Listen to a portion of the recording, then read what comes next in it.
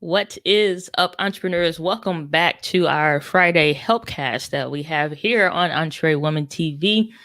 My name is Diana Gladney, your hostess with the mostest, and I am pumped and excited as I always am to be here with you live and in person as we are going through the nonsense of what is hashtag freaking freaking Corona up in this piece. So pumped to be here with you guys as I always am. We're going to be doing our live helpcast. So if you're not familiar with what that is, if you're first time being here, or if you're a new subscriber, thanks for being here and welcome to the family. So we are doing these live helpcasts. I don't know when we will start, stop, and continue and so forth doing these, but in the meanwhile, so that I can be of service to my community and honor the help that I provide, I can't ask for tutorials and, hey, buy through this affiliate link and so forth. And then I'm not there to also help you through that process. So I wanted to make sure I was making myself available to do that to my community. So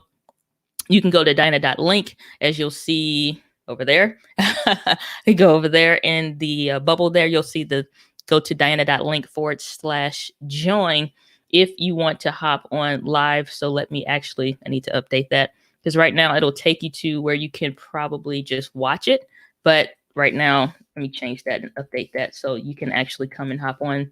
And the point of this, again, is so that if you have a specific something, you're like, hey, I bought this microphone and you don't rightly know how to use it, or you just like, I'm getting this and you want to show me something, or you want to ask specific questions, I'm here to help serve you and to do that. And so when you go to the dyna.link/join, it will, as of 3, 2, now take you to where you can join the stream live. And then once the stream is over, then it'll bring you to the page and you can re-watch the live broadcast. So there you go.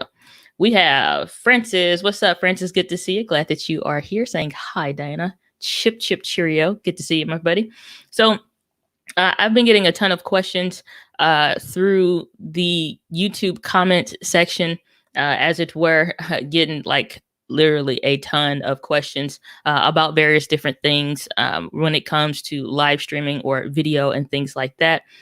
So if you have any specific questions about your setup or anything like that, then I could definitely go through that. I did record now what will be a new updated Q&A session that just went through some of the probably 7 or 10 most commonly asked questions of points of confusion that a lot of people are experiencing, so that I could go and, just have a dedicated space to be able to, take some time and really answer those. We have Wambui. What's up, Wambui? Made it. Good to see you. Glad that you're here. Francis, you're saying it's so early in Tokyo. So good to be here. That's awesome. So what is 12 or nearly 12 to 18 hours difference or something like that, I think, maybe. Yeah, it's crazy. So could be a whole day in some, depending, but yeah. So one of the common questions, for example, that I would get for a lot of people trying to connect their camera, there have been, which is why some of the videos I had pre-planned and pre-scheduled in advance, were having to be slightly delayed a bit and pushed back. Just like today, it's like, okay, if I'm doing the live helpcast today, I also shouldn't upload a video. So I did a poll on the community tab asking, of the next 3 that I have lined up, which one should go. And it was kind of iffy, so the ones that got the most votes were for how to manually focus on yourself. So if you're using the HDMI version of live streaming and like with your M50 for specifics or in a Canon camera, it's kind of weird to focus on yourself trying to do that, especially if you're a fair distance away. And then the other one, I'm trying to think of what it was. Let me think for a moment if I can recall. The other one was about how to set up your M50 completely. So I reset my camera back to factory settings so that I could go through and walk through that process. I almost thought about doing it live, but then that'd be a lot of back and forth and go back and let me see this. So I just that's going to be a very long video. And it's going to be pretty cut and dry. It's just like me walking through the process of how I set my camera up for video, how I have my menu set up. I've been getting that question a lot. And so I just think it's helpful to just show you, if I'm pulling my M50 out of the box, from scratch. And even like when I send it off for repairs, which I actually need to, once I send it off for repairs and I get it back here, the process I would have to go through anyway. So I'm not sending it off right now because there's no point. Who knows when I would get it back anyway. But just to walk you through every single menu, everything that I change and the why. So it'll be a very long, probably exhaustive video, but it is what it is. And then that way I could just go to specific timestamps and tell you where, certain things are. It says, hello, Diana here in Abu Dhabi. Thanks for your help, Big Steve. Glad to be of service. We have Albert saying it's midnight in Bangkok. Happy to be here. Holy cow. Midnight. Well, good evening, good night, and have a good rest when you do get a chance to get some sleep. We got Kid Fragrance saying, hi, Diana. What's up? Good to see you. Glad that you are here. And so yeah, I was just thinking like to take my M50, restart it back to factory settings and go through all the menus and what that looks like. So that'll be its own video. Hopefully try to keep that at 20-30 minutes ish, not doing like a tutorial on every menu, but just why I change what I change. So one of the common questions that I get a lot is about getting audio from USB. And if you're not following me on Instagram, I highly recommend you do that, which is just at Diana Gladney, because I answer a lot of questions there also, maybe in a dedicated video post, or it could be like a carousel post just describing and explaining that. So like one of those was about getting audio from your camera via USB. Most people get that confused because they're thinking I should be able to get audio, or, maybe if you're connecting it to the software or the app that your manufactured camera, like for Canon or Sony, like they all have their own dedicated software tool. If you're using that, then they're thinking like, oh, well, I can get all of these features through this. Why not through this other way? Well, when you're live streaming with USB, you're not getting audio also. It could be some cameras or even camcorders out there that potentially could do it. But most of the cameras that I talk about or recommend, I've not found any of them to do it via USB when it comes to live streaming. So that's not, even a possibility, because nothing that you're actually doing wrong. It's just that it's not a possibility. If it's HDMI and your camera, for example, like I use my Sony a6400 for video, then that camera has clean HDMI out. So what I can do is connect it up using the cam link and stuff like that. And it can transfer audio both from the camera and video from the camera via HDMI. But if you have a camera like the Canon M50, which does not have clean HDMI out, then you're not going to get, like, that's why you have to do all of these hacks and workarounds to get around the ability to just be having an image like this with no icons on the screen and stuff. Whereas with the M50 here, it's like, if I wanted clean HDMI out of this camera, it's not going to happen. Like, I have to go through all of these things just to get a clean image like you're seeing here. So the camera doesn't have clean HDMI out, and it's not, and because of that, it's also not sending audio like you would typically see with other cameras. And so you have to know the limitations and what your camera can or can't do, or why, and things like that. And if that's the case, it's not anything that you're doing wrong. If you're using something like, where did I put this microphone? This microphone here, this is a Movo shotgun mic. Most people talk about like the Rode Video Micro. I like the Movo. It's the VXR10. This is my preferred shotgun microphone. I use the same kind of amount. I think this one actually might be by Rode. Yep. So mixing brands, but it's a Rode mount, but this is not a Rode microphone. But this microphone, I can connect it to the camera and get audio, but I can also connect it to my computer and get audio. So you're not going to be able to take this kind of a microphone, plug it into your M50, and get audio out via HDMI like I could do on the Sony. The camera itself is just not capable. It's not that it's not a feature that's not possible. You just need to know what your camera can and can't do and why. So again, that's all that really amounts to there. So we have Chocolate Twist Yoga says, hi, Diana, happy you're here. Would you please do the same for the Sony a6400? Okay, I'm going to imagine that you also have potentially a Sony a6400. What you tell me, because I did do a video that I recorded, like some of my, just to kind of start opening up that conversation on the channel about the Sony a6400, some things that I love about it that, other cameras may not have, or what I love that it does well. So you asked the last time, I did not forget, which is why I recorded that video. You want to see more things on the Sony. What would you like to see on the Sony a6400? Because it's a ton to this camera. And you have to think, I'm only talking about the video side of these cameras. It's a whole photo side that exists, which I'm not going to dig into on my channel because that's not my forte. I just do enough to get pictures that I want for headshots for myself, or, that kind of stuff, but nothing I'm, going to teach from. But you want to see videos on the A6400, tell me in the chat, what would you like to see? And we'll go through some of those, and then I can make notes of it and go from there. So Path Less Pedal said, been digging your videos. Glad to catch you live. Well, I appreciate it. Thanks for being here. Welcome to the community. We have Francis saying it's 2 a.m. Saturday morning here. I tried to get my A6400 set up with Ecamm. It wasn't reading it, although I had some great advice from the community. Most suggested I get a capture card. So that's correct, because in the last video that I did about the Sony's cameras and like which ones you can use to live stream via USB using Ecamm, the A6400 is questionable. It does work. You get a feed through it, but it's like the motion is off. I'm working with the guys now to try to figure out what I can as to why that is, or what we may need to do. All the video side of things is right, the same way the video side of things is always right on my video stuff. So it's not changing anything. It's just for some reason the connection is doing something different or reading it different or something. So I'm working with them to try to figure that out.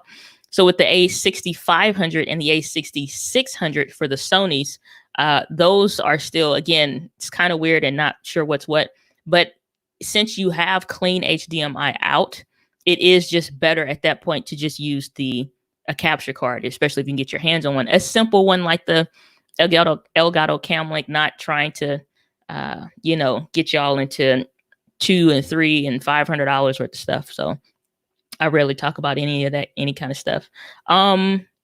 So Kid Franklin said, I wanted to ask an audio interface question. Well, ask away. That's what this is here for, the Helpcast. So you can go to the bubble. What is it right here?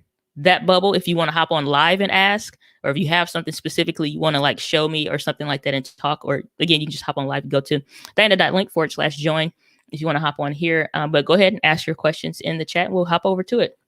Pass Less Pedal is asking, can Ecamm Live display the chat stream as well as individual comments? Yeah, so like right now, so that everybody's clear, I am using StreamYard specifically for the Helpcast. In general, 99% of the times when I'm doing my regular live streams on the channel, like I did with the Canon R5, you'll see me do this same kind of setup where I'm bringing individual comments up. They do have where you could embed or pop up the chat box and like in Ecamm Live. It's not something I do because it just feels kind of weird. I guess if you're a gamer or if you just kind of want to show it, depending, then you can. I don't think about it trying to do anything like that for YouTube because they save it. Like in real time, you can see the live chat. So in the replay, for those that are watching the replay, thanks for watching. You'll see on the side for YouTube, you'll see those comments. But if you want to embed that, you can. It's a way to do it. It's just not anything that I've done. So Adon V saying, I'm here. Well, good to have you. Glad that you are here. The Black Cobra saying, I use the Movo too. It works pretty well. I think so. Also, I love that it just, the Rode sounded a little bit different. Rode, typically, I don't have any issues with their audio at all, ever, really. But it's just like comparing the two, I just preferred how much clearer the Movo sounded. And for everything that came in the box, in the package and stuff like that, I think this microphone is like $30. That one's $60. I get more cables and connections with that Movo microphone in the box. And the audio is right there. And in my ear, sounds better to me. I was like, what's the point of buying the Rode? I don't need it. It's like for that use case. So yeah. So for me, I think it works just as well. Build quality is sturdy as hell because I have definitely dropped that thing. And if you threw it at somebody's head, you might get an assault charge. So it can be used for self-defense in a pinch. Abdullahi Muhammad, good to see you. Glad you're here. Hopefully I pronounced that correctly. Please let me know if I didn't. So fair warning, if I mispronounce your name in any way, please let me know. I would like to say it properly. Hello, Diana. Thank you so much for your videos. Well, my pleasure. So I'm watching from Africa. Whoa, hello from the motherland. So my question for you is it possible to use the Sony A6400 with a USB port on Ecamm Live? Yes, it is possible. The only thing is right now, it's like I haven't really, like, if that was the case, when I do my videos, my live streams with Ecamm Live, I would use it. But right now I'm not comfortable with the way that it looks, because it just looks slightly off. To the untrained eye, it may not be apparent. But again, if I'm doing like video tutorials and I'm, teaching on how to do certain things, then it's just like, well, I don't really want to get into showing something that's not ready yet. In my opinion, it works, and you literally just connect it. It's not anything really special that you have to. And I did upload and show that little bit that I changed in my menu on the last video that I uploaded about live streaming. It's in that video if you want to see it, not the feed, but how to connect it and what I did change. But that's the thing. But yeah, you can do it. It's just that the motion looks off. It looks like a different shutter speed, or something is being picked up or read or something like that, but something is off. I can't pinpoint it just yet. Daniel Battelle, holy mackerel. If you guys are not familiar, we have the Grandmaster Flex in the house. So Daniel actually does some really cool content when it comes to Filmora, which is a platform I absolutely love. Did a lot of editing, a lot of videos on. But yeah, holy cow, Daniel Patel here on the stream. So glad that you are here. Oh, so let me ask you, let me read you a little starstruck there. So it's anyone had luck using the new Canon beta webcam utility? Very good question. Please reply to Daniel's question down below, because here's the thing with testing that, is that what I found, and Tony Brown, I see you in the back there. So as soon as you get your audio video together, you can let me know. And there is a private chat that you can drop in there. So when it comes to this Canon webcam utility beta, what I found is that I can't test it properly enough to judge quality. And what I've gotten feedback on from the community thus far, from those that have tried it, saying that they do have their computer specs and everything where it should be, they're not seeing, or they're seeing variations in the quality. So sometimes it may be something close to a 720p, or it's not reading it based off what it should be. And I'm not really sure why that is. So it's very interesting, but I would love to see somebody give, an accurate representation of maybe some details or some data of behind what they're like. If your camera's in 1080p, but the webcam utility beta is maybe stuck at 720p. Again, that's not uncanon-like, but at the same time, for them to, kind of cripple things, but neither here nor there. But it's just trying to figure out what is the thing causing the difference in the quality. That's one thing I have gotten with people. They have been able to successfully use it, but some are saying that they have had issues. So I don't know if that's a hardware issue kind of a thing, like computer just not strong enough, or is it a thing where it is kind of, compressing the image and the video or something like that in some kind of way. So I'm curious about that as well. So J to the B, good to see you, said, hey, Diana, happy I caught you live. I've been binging your Canon M50 videos. Well, why, thank you. I so appreciate that. Saying great content and news. Well, welcome to the Entree fam. We serve coffee, cupcakes, and cookies at the bar. Please help yourself. No, just kidding. So hopefully if things goes back to normal fairly shortly, maybe towards the end of the year. I know I usually go to Grow with Video Live, which is an event that Think Media and Sean Cannell, Think Media puts on. And so, yeah, hopefully around September, we'll see. Good grief. I'm even tired of sitting in the house, and I'm an introvert. So we shall see. So Francis saying, thank you, Diana. My pleasure. Past Les Pedal saying, thank you. My pleasure. So the Black Cobra said, I'm happy I was able to connect the Canon T5i through Ecamm Live now for a second camera, and the M50 as a primary. Well, that's awesome. That's really, really good to see that's working. I'm a little dark here. Let's turn this brightness up on my thing, on my light at least. It looks a little better. Yeah, there we go. Yeah, I was looking a little dark. Why you ain't tell me? Yeah, I'm supposed to be my family. What's the problem here? No, just all right. So that's looking better. All right, but yeah, T5i, that was my first camera actually. Canon T5i. So, alrighty. So, Albert's asking, what is the copper ring above your microphone? Well, my good sir, this actually is just the mesh, just like a pop filter, so to speak. So this is a wind muff, or this actual foam part, and then you have the pop filter. So any plosives, any P's or T's, the mesh just kind of breaks that up so that you'll see like those bigger black ones maybe. It kind of looks like somebody has like stockings or something in between it. This is just a metal one. That's a part of my microphone mount, so that any P's or T's just kind of get broken up in the mesh, so that it's not like kind of punching in the ear if I'm saying those specific words that start with a P or T. So that's all that is. It's just a smaller one. It looked slightly better to me, but it's not a halo. My microphone is not an angel. Cam Rule Ovi, let me know if I didn't say that right, saying hello, good to see you, glad that you are here. And then let's see here, we have I think my thing is going a little wonky as far as my chat's dropping down, so let me see here. So my life is favorite, saying hello, Dinah. It's Diana. Daggone it, Doris. Get it right. No, just kidding.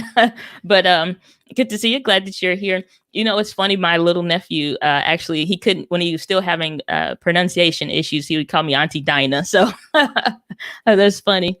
Okay. In regards to the 6400 video set, I'd love to see you do a video of the best video settings for indoor shooting for instructional yoga videos.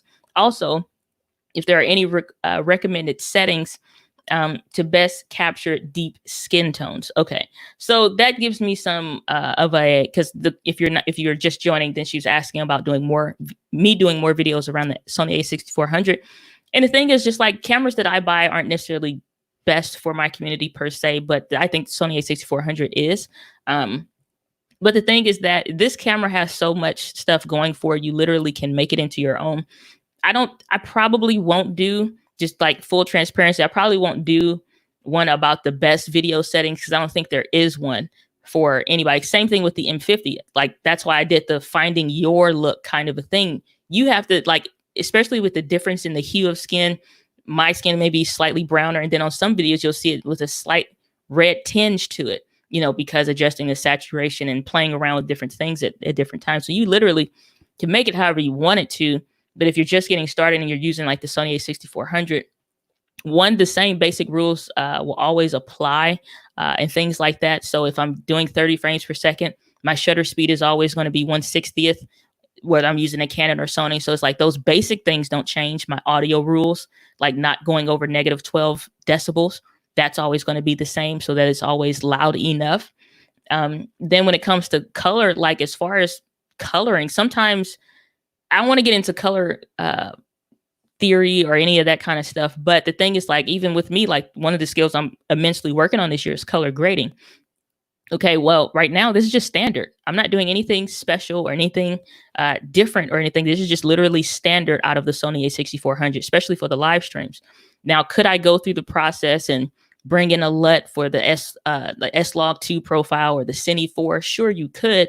But at the same time, those are whole tutorials that I don't even feel qualified fully to teach on. But I'm using standard on this. If this looks fine to you, then this works. If you think it's too red, you can drop the saturation or something like that, or what have you. But it's like, if you're getting into a camera that can do more, it doesn't make any sense if you don't know how to actually use it. So for that, it's like, that's when you really have to, for some stuff, tutorials is more specialized knowledge out there around the camera for me. But there's no any best anything, you know what I'm saying, per se. Because if I go outside, my settings are going to be based on, again, the difference in the light. My light bulbs aren't the same temperature, for example, that maybe yours are at.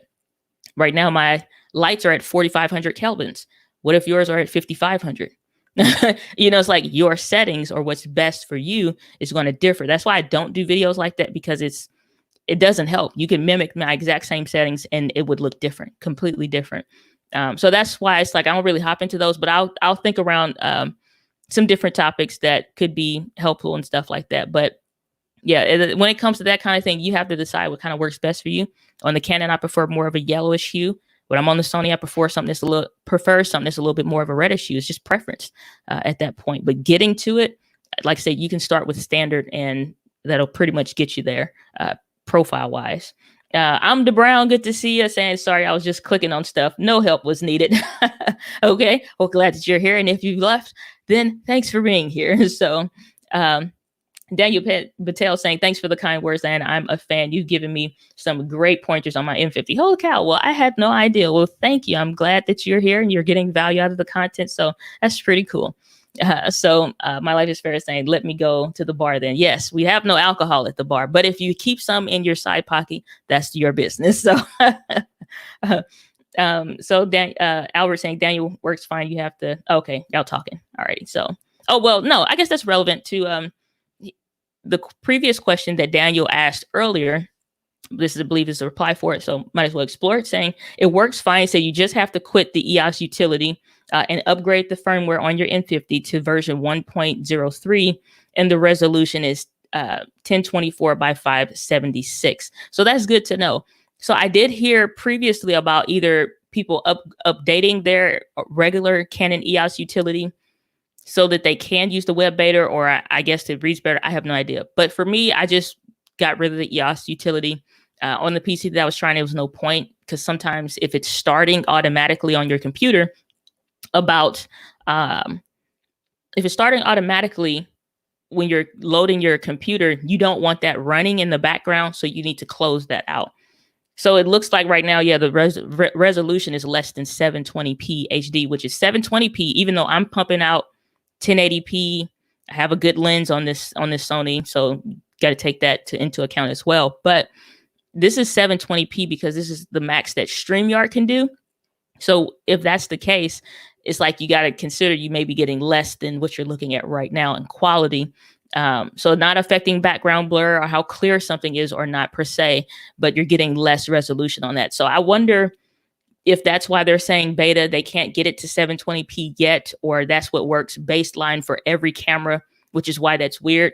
So that's interesting that Canon would do that. I'm kind of perturbed at that, but I guess something is better than nothing for the moment. And again, you can kind of play around with quality, with better lenses, with lighting and stuff like that. You can kind of supplement some of the loss in resolution when you add in those other qualities.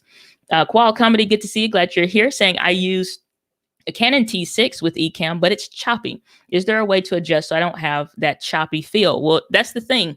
One of the common things that I'm seeing when it comes to a lot of you guys on the community that are leaving comments and stuff like that about live streaming, the number one thing that's the reason why there's a delay or there's a something, the same principles apply as if nothing was going on in the world, like, and you just wanting to get in live streaming.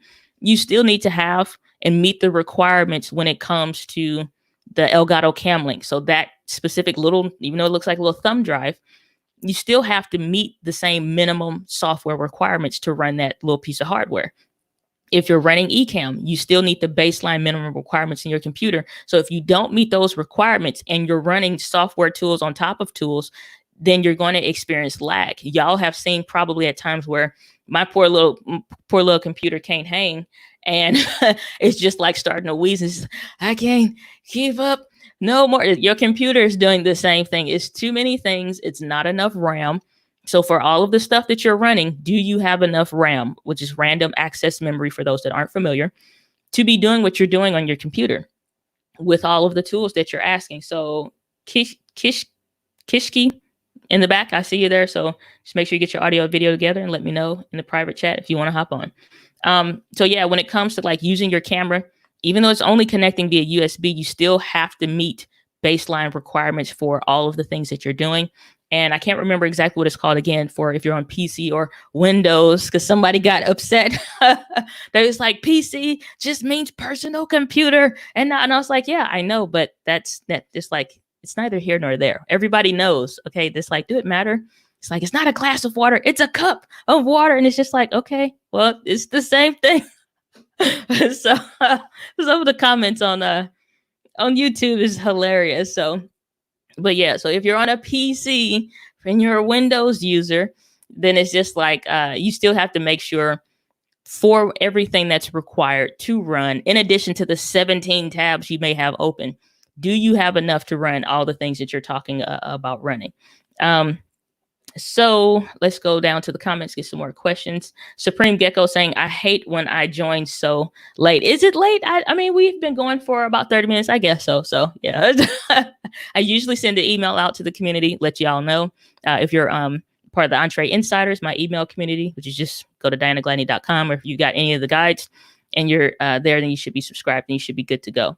But Big Steve saying, I've been unable to convert my EOS M100 to a webcam on my PC using USB via Sparkle Cam, Digicam, and I'm worried to buy a capture card, and yet maybe the camera doesn't support the feature.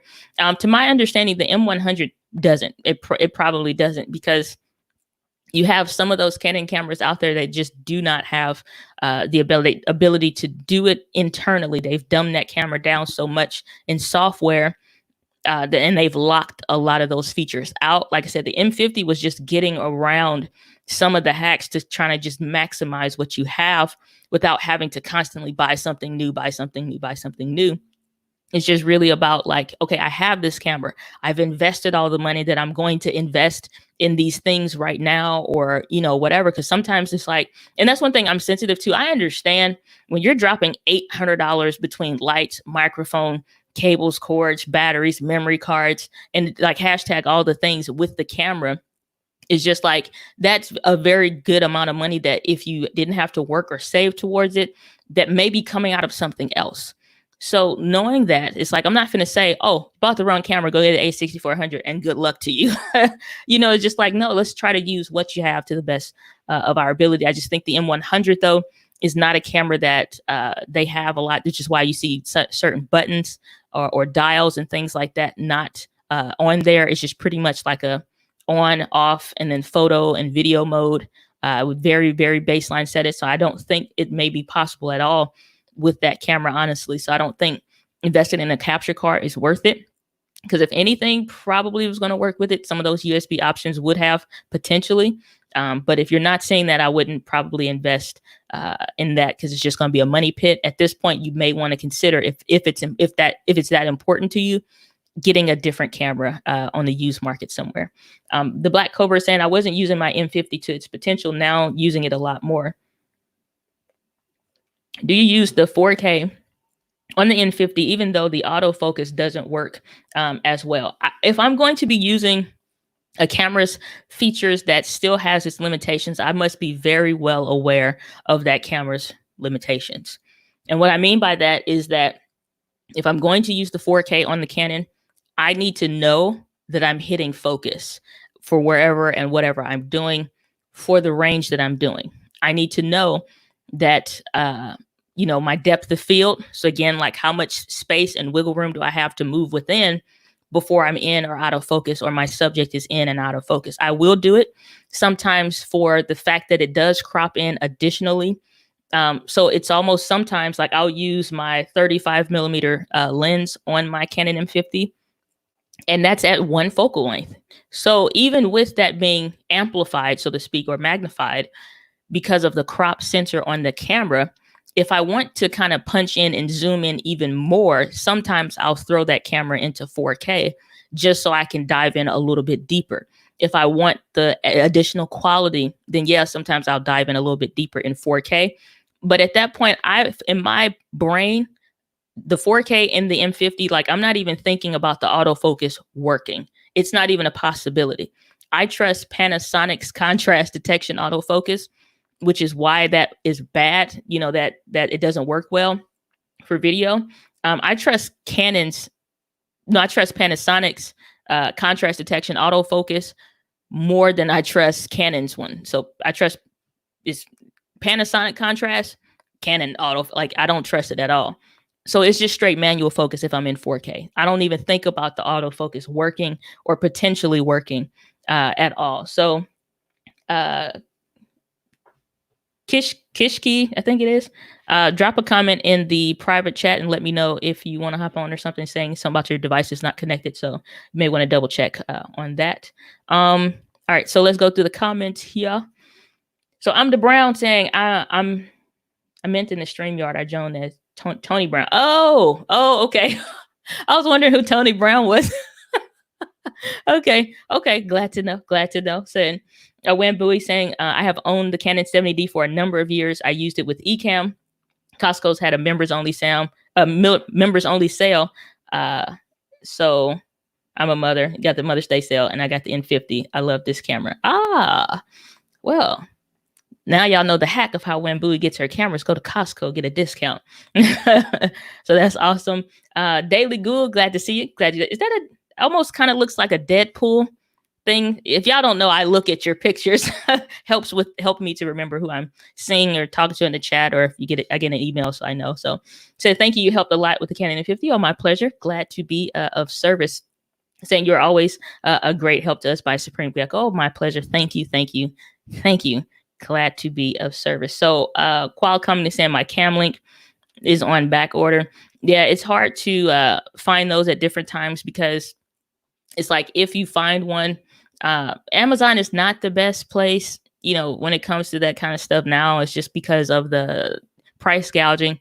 So this thing may be $179, $199. And then you see it on there for like $400 at $350. It's like, no, hell no. It's just like y'all trying to pay your electricity bill. No, it's like that is not the proper price for it.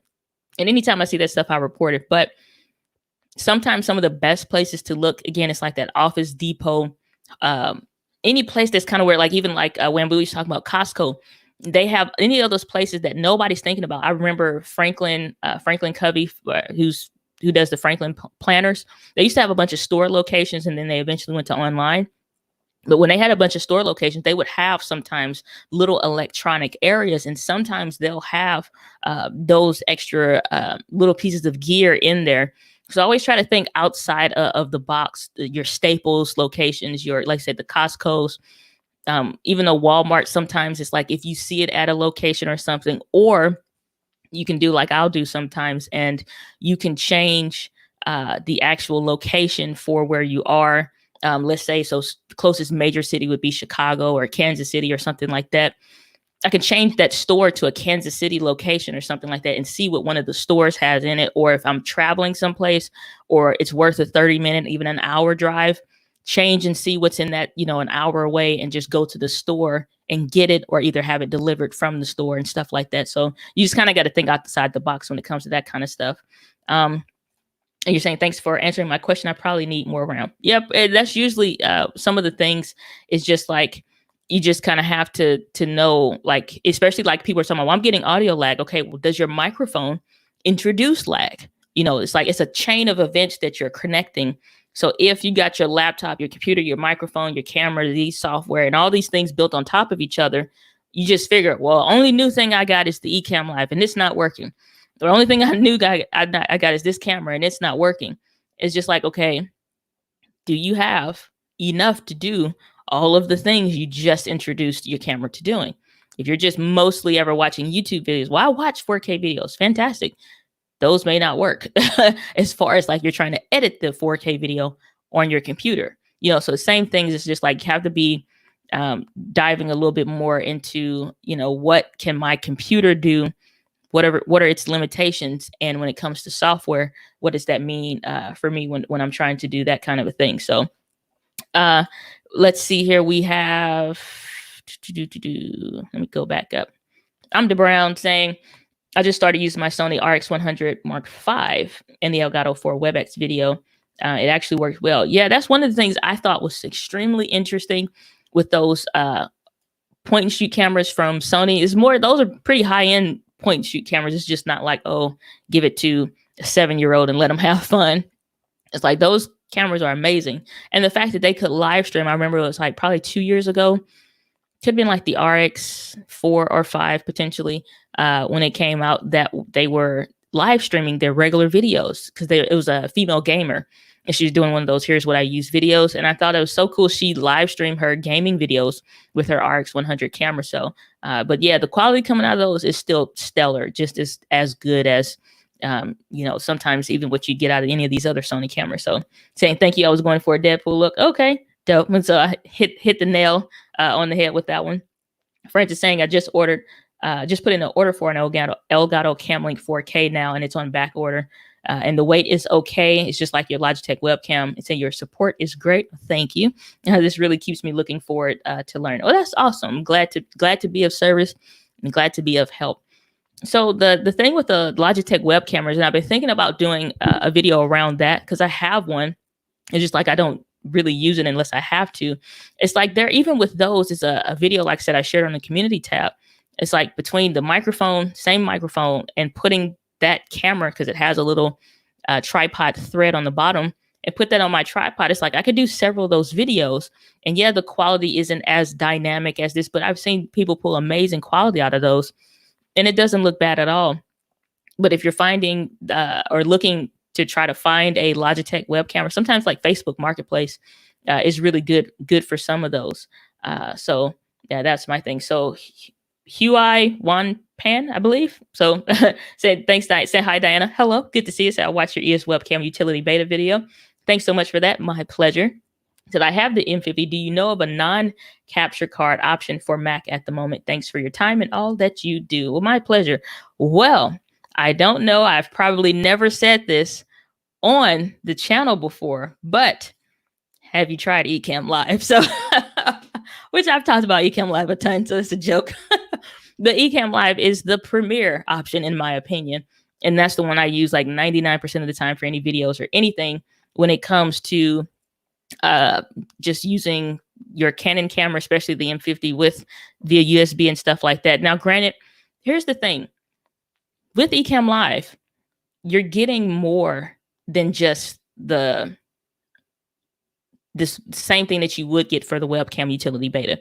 You're literally getting a full suite to be able to use that thing to its fullest maximum potential, like crazy.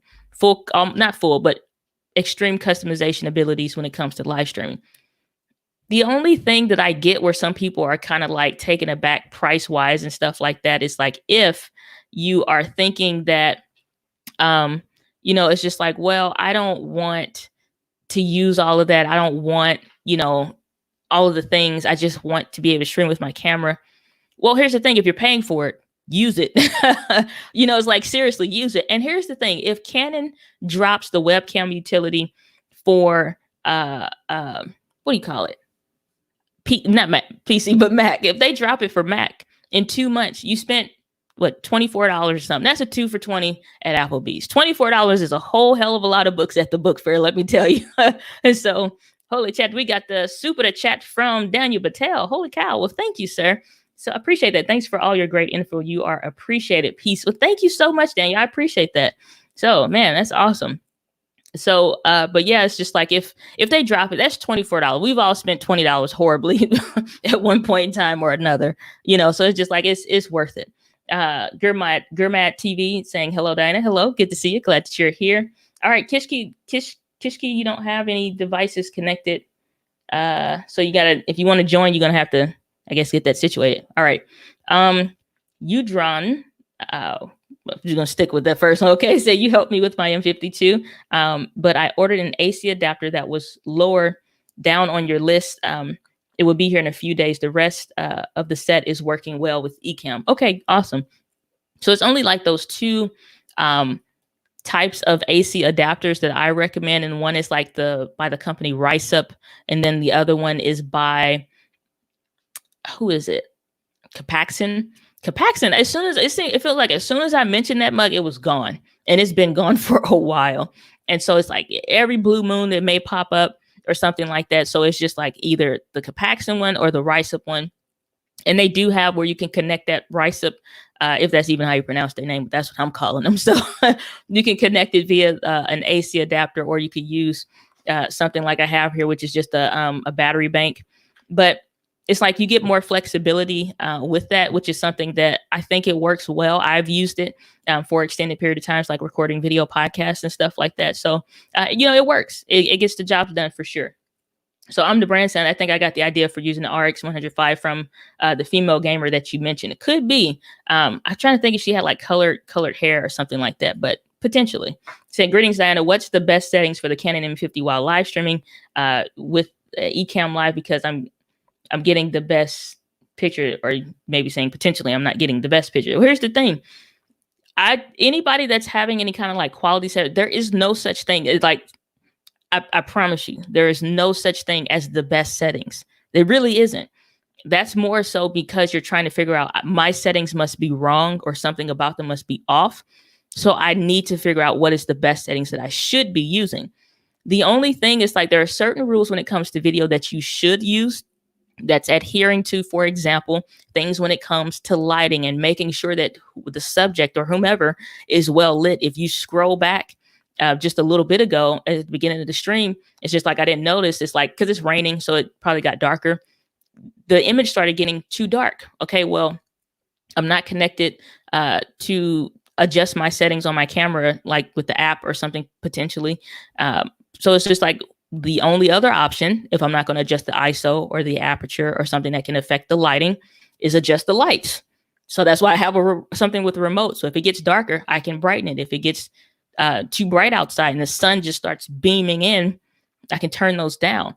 So knowing how you can affect the image that you're having is going to be more than any settings that I can honestly tell you or anything like that, because it's like, here's the thing. It's like if I tell you put your shutter speed at this number and put this at that, all of these are adjustable options. It's just knowing if I change this, what is going to happen.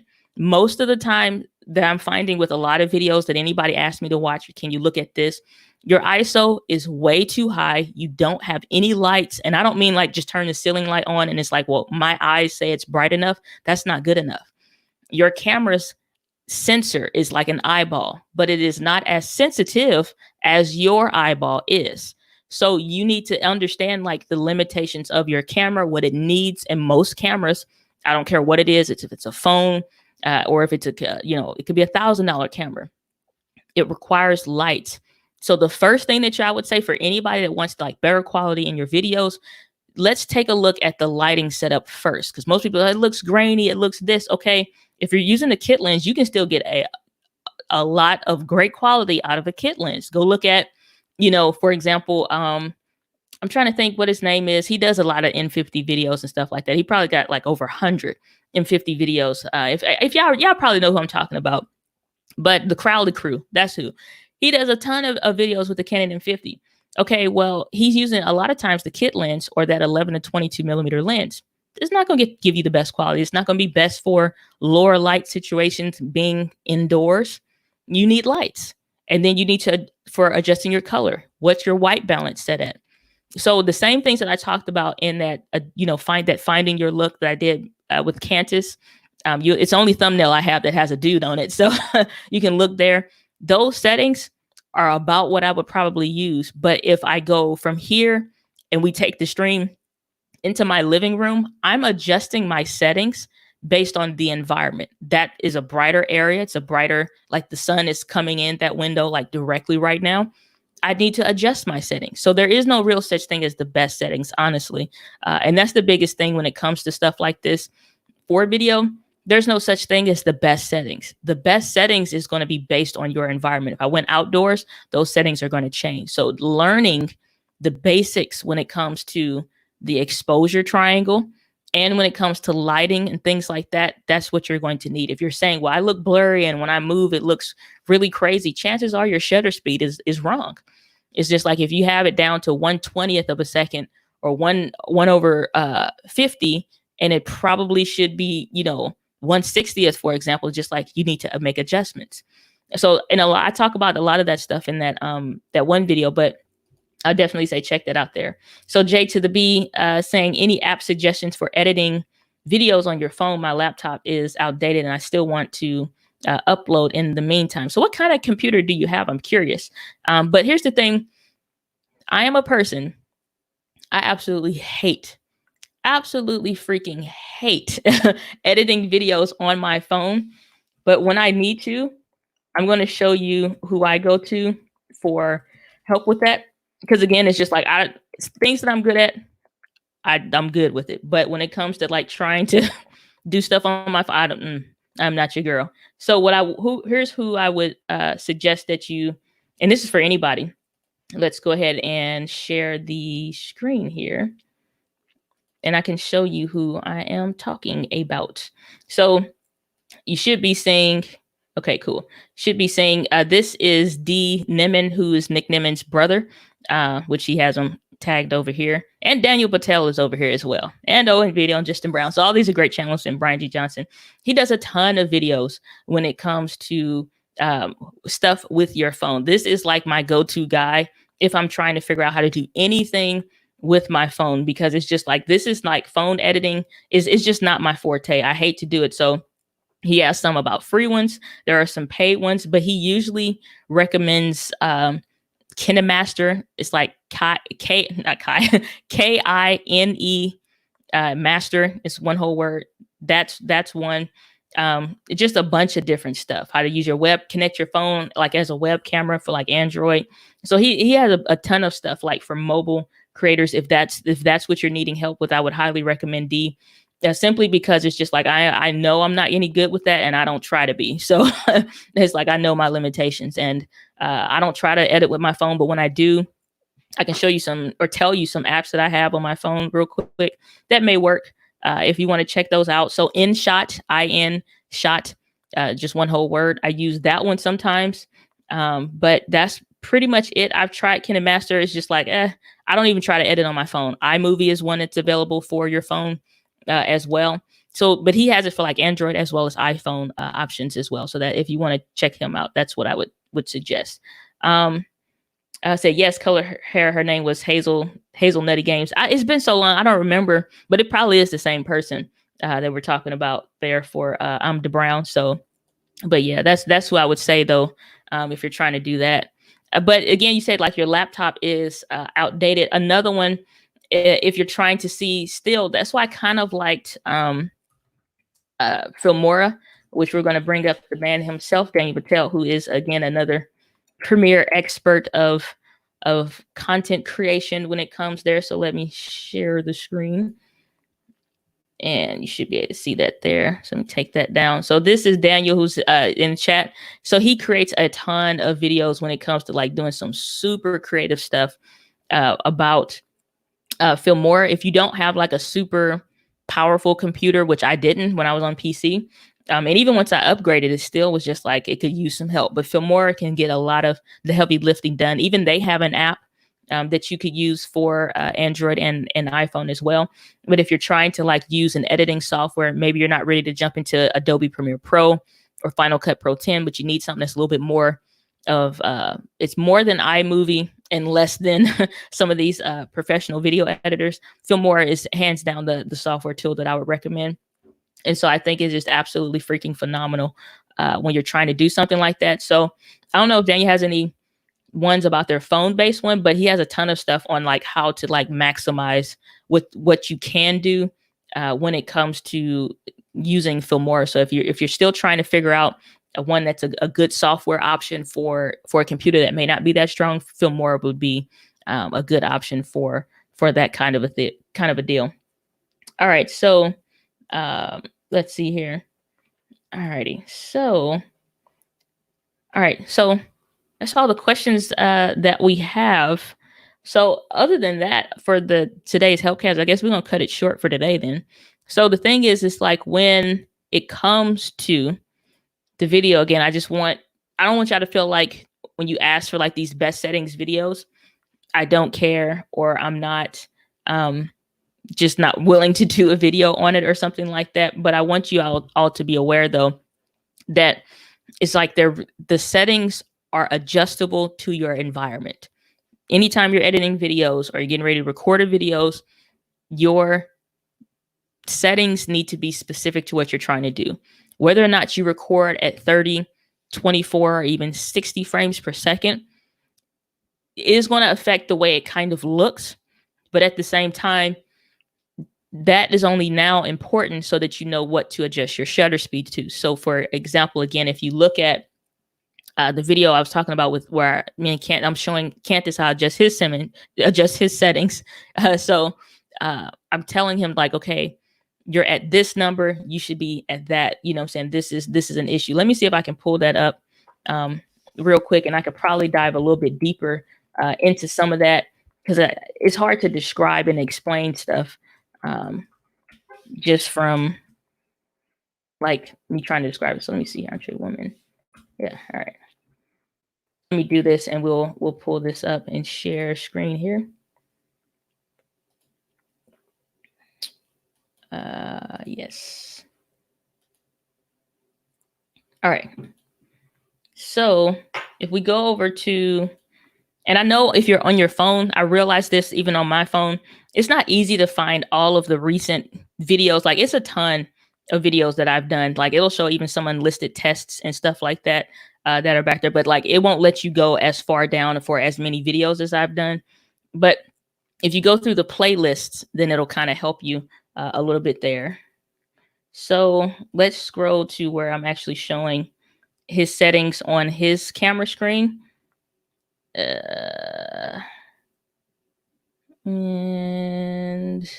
boom. All right.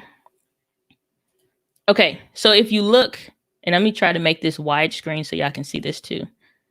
All right, so if you look at the settings on the screen here, like for what he has going on, he's at 30 frames per second, even though it says 29.97, rounded up 30 frames per second. So that means for the rule of video, we need to have this shutter speed that looks like a fraction. That shutter speed should not be 1/50th of a second. It should be for this. These are two linked together. Whatever this number is, you need to, and can y'all see my mouse moving on the screen when I do that? Let me move this over here so I can double check that real quick. Pause for the cause. Okay, so y'all can see my mouse. Good. That's all I wanted to make sure. So when you are at 30 frames per second, and you can check on your camera, whatever this is, if this is 24, or it'll say 23.98, whatever it is, round up. So 24 frames per second, 30 frames per second, even 25 if you're in another country or something like that. You need to take this number and double it, and that's what your shutter speed should be. So if this is 30 frames per second, this shutter speed should be 1/60. It should not be 1/50th. So that's too low. Shutter speed is going to affect your motion blur. So it'll look like you're either, you know, like, and I showed that in the video where as I start bringing that shutter speed down, the lower this number gets, yeah, your image gets brighter, but you shouldn't be touching this for brightness. You should only adjust this number, this shutter speed, for motion. And that's like, if you're trying to do slow motion, for example, if you change that up here for slow motion video to 120 frames per second, or even 60 frames per second, you're trying to do some kind of slow motion stuff, this shutter speed now still needs to be double. So yeah, your image got darker, but let's look at what we need to do. You need to adjust your lighting. You need to adjust your ISO and all this other stuff. And then we look at his aperture for the lens that he had, which was a 24 millimeter lens. It's like when you look at that, you still see that he's at the lowest aperture that he could get. The lower this number is, the brighter his image becomes. Yeah, his background will get blurrier, but sometimes it's not always helpful to try to get the blurriest background possible. So, but that's fine at f2.8. But then the ISO is at automatic, which is why he was getting kind of like what I always call like a little bit of an ashy look. It's just like, and not just like your skin, but just like the overall image, it looks ashy. Hell, I don't know how to phrase it. It just looks ashy. It looks weird, you know, super blown out, too much light, just too many variables popping off at once. So you don't want your ISO at automatic. You want to adjust this to your lighting. So mine on my camera right now is the ISO is set at 500. Okay, well, my lights aren't as bright as they could be. So when I noticed that my image was too dark for my video today, I didn't adjust the aperture, the shutter speed, or the ISO. I didn't adjust nothing. I'm just adjusting my lights. So now the best settings were no longer what it was earlier when I was using my camera and stuff. When the sun was out and then it started raining and getting darker, the best settings now is for the lights to be brighter, not necessarily any of the settings to change. And then we looked at stuff like the automatic white balance that he had here. Yeah, you got to set to a white priority. But for your skin tone, I don't use white priority. I use what's called ambient priority. So I can get that yellower hue more, you know, applicable to my skin tone, so I can get a warmer look. I don't want to look, you know, super pale per se, or, you know, whatever. this right here on the camera is going to show you, this is a Canon camera, by the way, he used the M50. This right here is set to auto. So I use faithful. So your picture profile matters too, because every one of those changes. And then, so all of these things are a factor. And most people just get to clicking on stuff, or you think if you match this number, and this number, and this number, your image should come out looking like this. And it doesn't. And it's like the same rules of video apply. So I would tell you, whatever this number is, double it for your shutter speed and leave those alone. Don't change those. Now, if like you want a blurry background, okay, you need to be at f2.8 or lower. That's going to affect how bright things are. So if your settings is that ISO is at automatic, don't do that. Turn it down to maybe only 200 or 300 and see what that looks like. If it still looks too bright, like you see on my skin here, it's like these white blotches and stuff like that, like these little circles that is just pure white. The lighting is too bright, but at that point it was mimicking what his settings were on.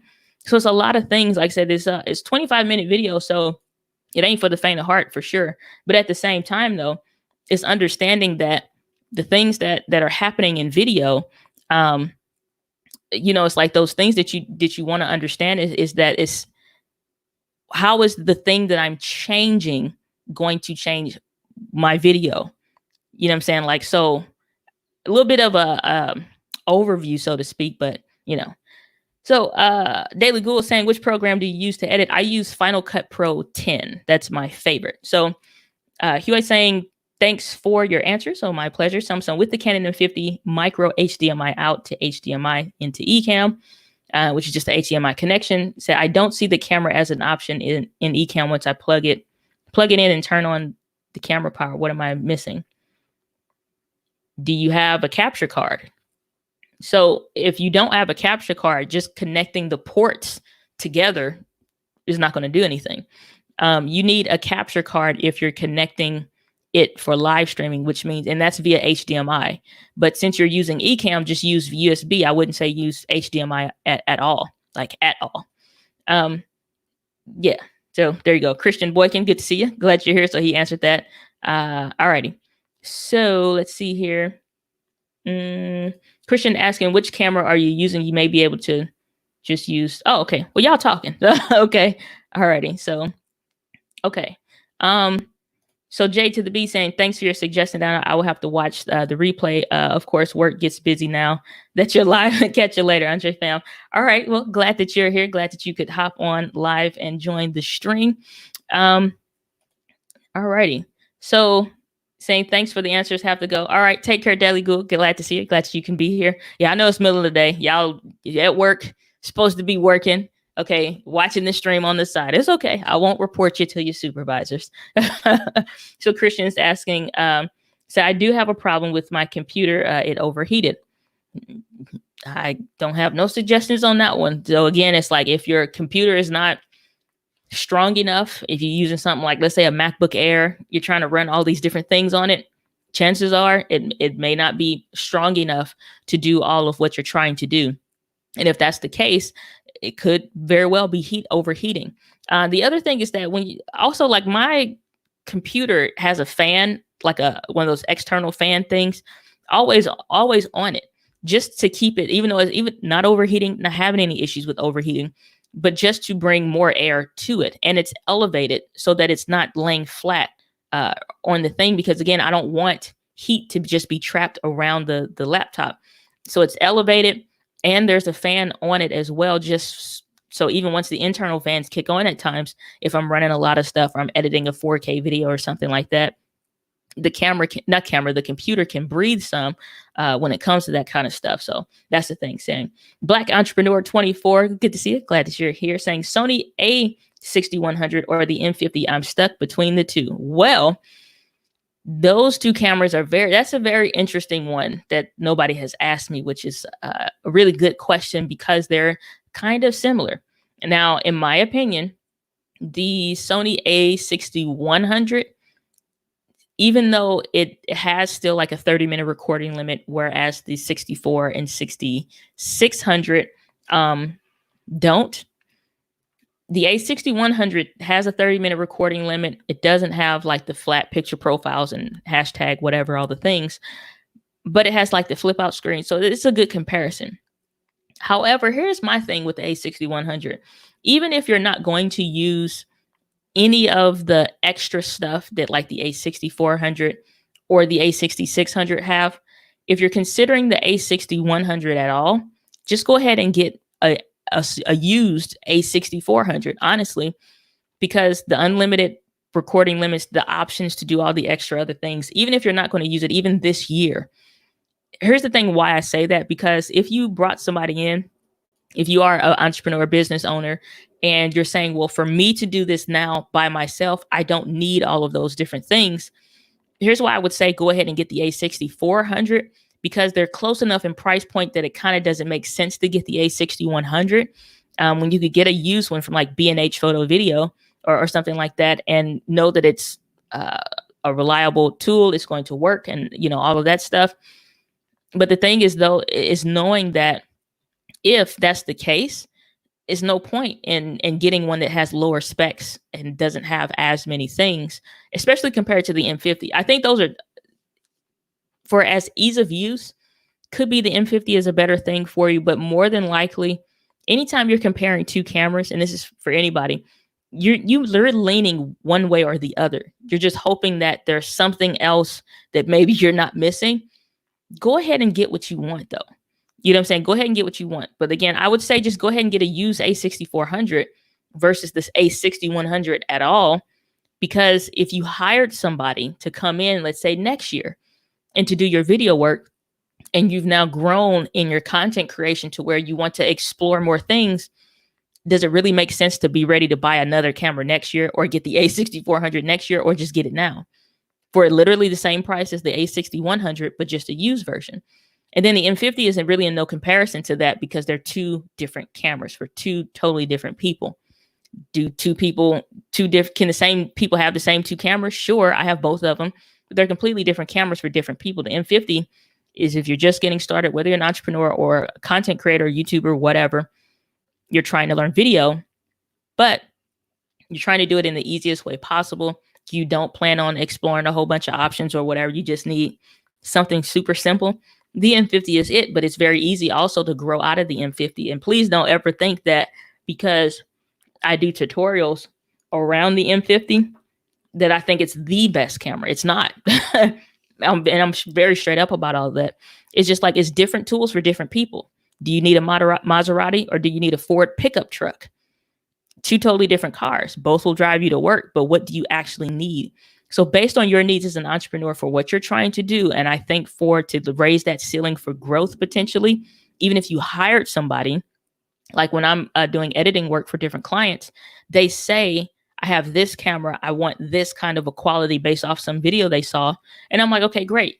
Do you know how to record in the proper settings that will get you that look in a flat picture profile, adjusting your ISO to match, so you're not getting like, certain noise components and things like that? What lenses are you using? And they're just like, oh, I didn't know it took all that. It's like, exactly. So it's like, to achieve a certain look, you need to know how to record in that. Now you can hire somebody locally and have them record it properly. And then, we can edit and color grade and move on in that way. But, it's like, if that's the case, it's just like, even if you're new, like I said, you don't know a whole bunch about video, give yourself some space for growth, and even building your team with adding in people that know more about video. Because if you bring on somebody that is wanting to be, a YouTuber, or they're wanting to get started in video, or they're just starting their own company, they're going to be looking for certain features. At least let your camera have that, even if you don't need it yet, so you have more options. But I think the A6100, M50, those are similar cameras, but not really, kind of.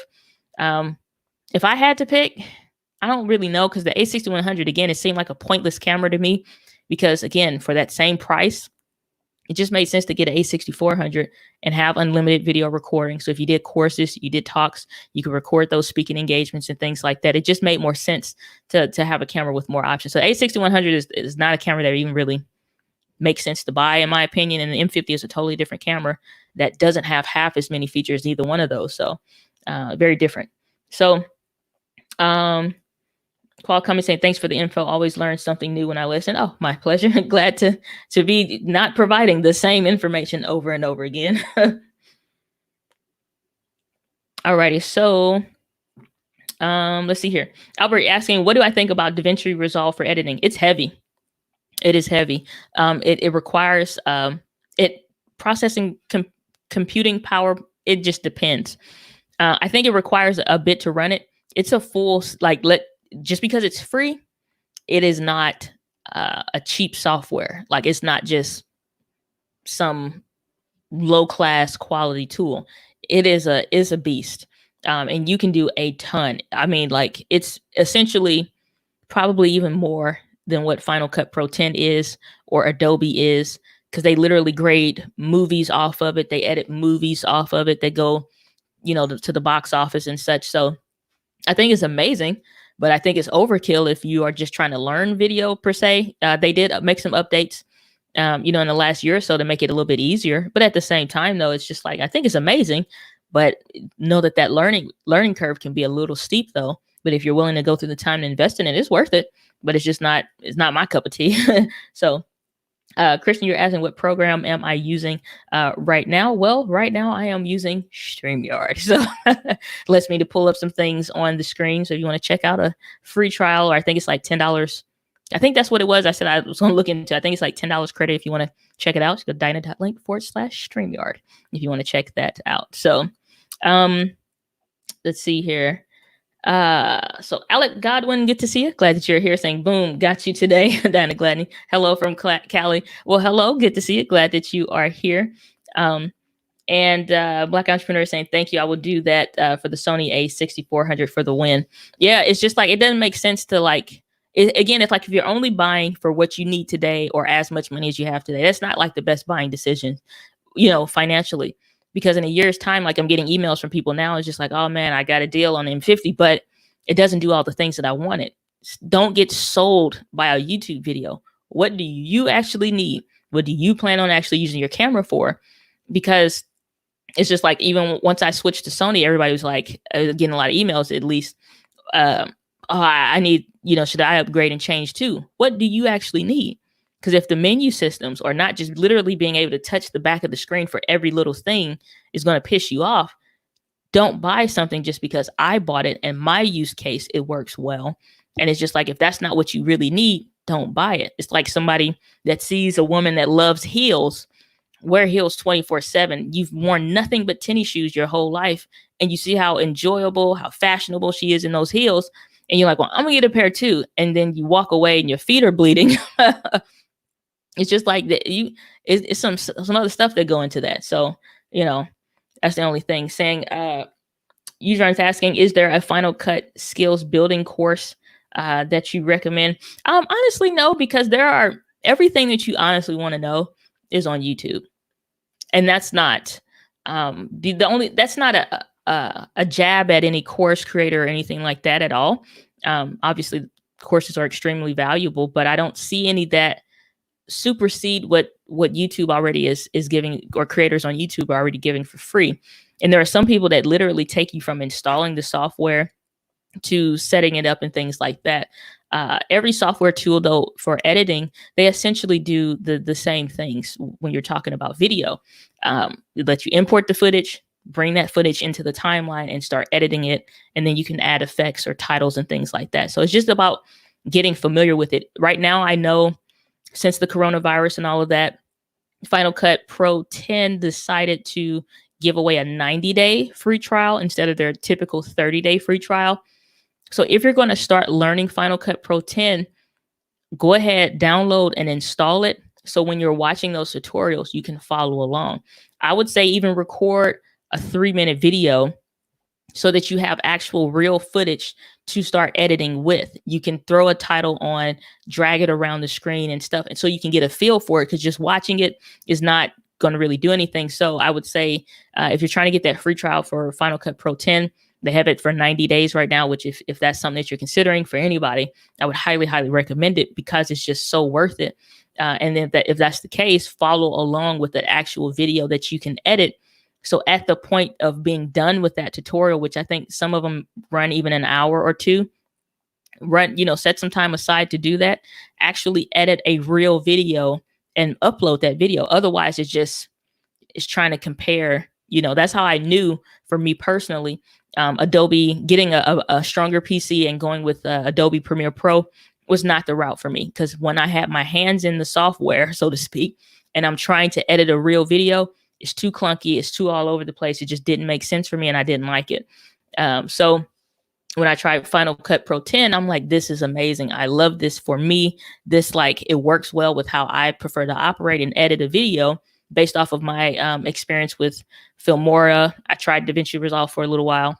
And it's like, and again, I knew DaVinci wasn't for me, because editing a short video, something simple like a vlog, or then that's like, whatever, but just a quick tutorial or power tip video or whatever. Like, I just did one simple video, and trying to, export that video, it's too much stuff. It got to be nonsensical to me. For other people, it's like, you'll find out what really works for you. But yeah, so that's all the questions, comments that we have for today. So that's why I'm gonna leave it for the live helpcast. Like I said, I guess we'll finish up a little bit early today if there are no additional questions. But as always, guys, I appreciate you being here, your time and your attention, which you cannot get back, but you shared it with me. So I appreciate that. And I truly thank you for all the comments yesterday, I think, that came in. Even emails up to like a day or so ago haven't been replied to. So if you're waiting for a reply, I will get to those. I assure you, I always do. It's just taking some time to get through all of the ones that are going through there. So yeah, that's what I would recommend for there. But otherwise, guys, live with passion. I'll see y'all on the next video. Take care, everyone. Have a great weekend.